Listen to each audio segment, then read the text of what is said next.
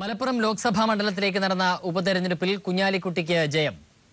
1,71,038 വോട്ടിന്റെ ഭൂരിപക്ഷത്തിലാണ് കുഞ്ഞാലിക്കുട്ടി ജയിച്ചത്.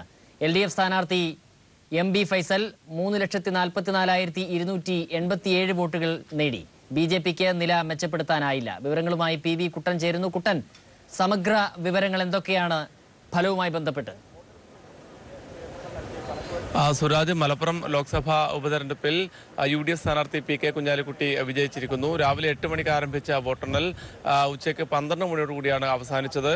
ഈ വോട്ടെണ്ണലിന്റെ എല്ലാ ഘട്ടത്തിലും PK കുഞ്ഞാലിക്കുട്ടി തന്നെ ലീഡ് ചെയ്യുകയായിരുന്നു.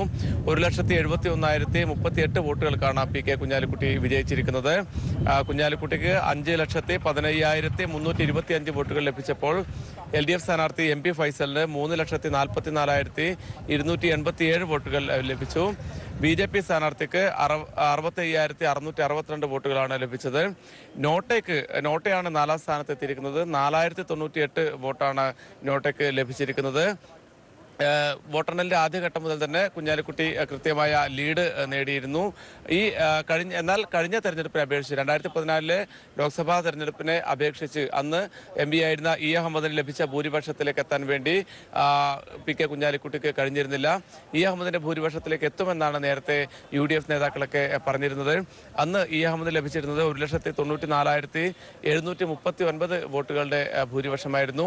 അതിലേക്ക് എത്തുന്നതിന് വേണ്ടി കുഞ്ഞാലിക്കുട്ടിക്ക് സാധിച്ചിട്ടില്ല. അതേസമയം തന്നെ LDFന് കഴിഞ്ഞ തെരഞ്ഞെടുപ്പിനേക്കാൾ 1 ലക്ഷം വോട്ടുകൾ അധികമായി ലഭിച്ചിട്ടുണ്ട്. കഴിഞ്ഞ 2014 ലോക്സഭാ തെരഞ്ഞെടുപ്പിൽ അന്നത്തെ LDF സ്ഥാനാർത്ഥിക്ക് ലഭിച്ചത് 2,42,984 വോട്ടുകളായിരുന്നെങ്കിൽ ഈ തെരഞ്ഞെടുപ്പിൽ LDF സ്ഥാനാർത്ഥിക്ക് ലഭിച്ചിരിക്കുന്നത് 3,44,287 വോട്ടുകൾ. ഏതാണ്ട് 1 ലക്ഷത്തിലധികം വോട്ടുകളുടെ വർധനവ് LDFന് ഉണ്ടായിട്ടുണ്ട്. അതേസമയം ഈ തെരഞ്ഞെടുപ്പ് ഫലവുമായി ബന്ധപ്പെട്ട് എടുത്തു പറയേണ്ട മറ്റൊരു കാര്യം BJPയുടെ പതനമാണ്.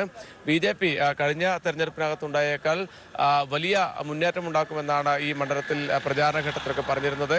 ദേശീയ സംസ്ഥാന നേതാക്കളൊക്കെ മണ്ഡലത്തിൽ കേന്ദ്രീകരിച്ച് പ്രചാരണത്തിന് നേതൃത്വം നൽകിയിരുന്നു. കഴിഞ്ഞ ലോക്സഭാ തെരഞ്ഞെടുപ്പിൽ 64,705 വോട്ടുകൾ BJP സ്ഥാനാർത്ഥിക്ക് ലഭിച്ചിരുന്നു. അതുപോലെ തന്നെ കഴിഞ്ഞ നിയമസഭാ തെരഞ്ഞെടുപ്പിൽ ഈ മലപ്പുറത്തിന്റെ ഭാഗമായുള്ള നിയമസഭാ മണ്ഡലങ്ങളുടെ ആകെ കണക്കെടുത്താൽ 73,747 വോട്ടുകൾ BJPയുടെ സ്ഥാനാർത്ഥികൾക്ക് ലഭിച്ചിരുന്നു.